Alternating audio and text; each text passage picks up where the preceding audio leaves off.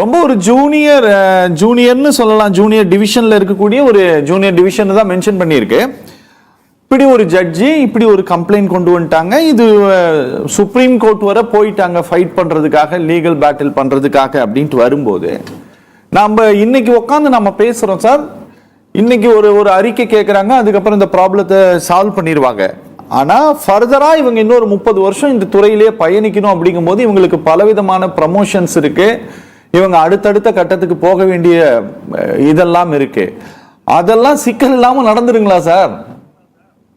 Sir இது ஒரு பெண்ணு பாதிக்கப்பட்ட பெண்மணி எப்பவுமே பாதிக்கப்பட்டு கொண்டிருக்க முடியாது. ஓகே, இன்றைக்கு தேதிக்கு அவங்க சொல்றது உண்மையா இருந்தா சட்டம் தன் கடமையை செய்யும். ஏன்னா நான் ஏற்கனவே நாங்க உயர் நீதிமன்றத்தில் இது மாதிரி சம்பவங்கள் நிறைய நடந்திருக்கு.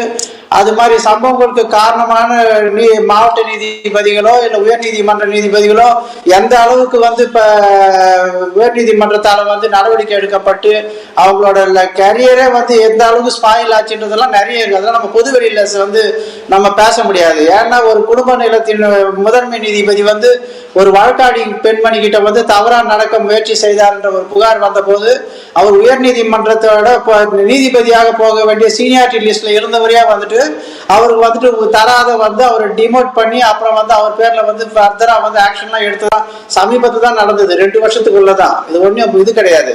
ஆனா நீங்க ஒரு நீதிபதியே ஒரு புகாரை நான் என்ன சொல்றேன், நீங்க போலீஸ் ஸ்டேஷனுக்கு போய் கம்ப்ளைண்ட் பண்ணணுமா அப்படின்னு சொன்னீங்க. அது தேவையே கிடையாது. போன்ல பண்ணலாம், இமெயில்ல பண்ணலாம். இப்ப பாதிக்கப்பட்ட பெண்மணி சார்பா யார் வேணா பண்ணலாம். கிரிமினல் குற்றத்தை பொறுத்த வரைக்கும் ஒரு குற்றம் நடந்ததுன்னா அதை பாதிக்கப்பட்டவர் தான் போலீஸ்ல புகார் தெரிவின்றது கிடையாது. யார் எனக்கே நான் போகும்போது இப்ப பாரிஸுக்கு போயிட்டு இருக்கேன், கோர்ட்டுக்கும் போது வழியில ஏதாவது ஒரு குற்றத்தை பார்த்தா நான் டெலிபோன்ல கம்ப்ளைண்ட் கொடுத்து நான் பாட்டுக்கு போயிட்டே இருக்கலாம்.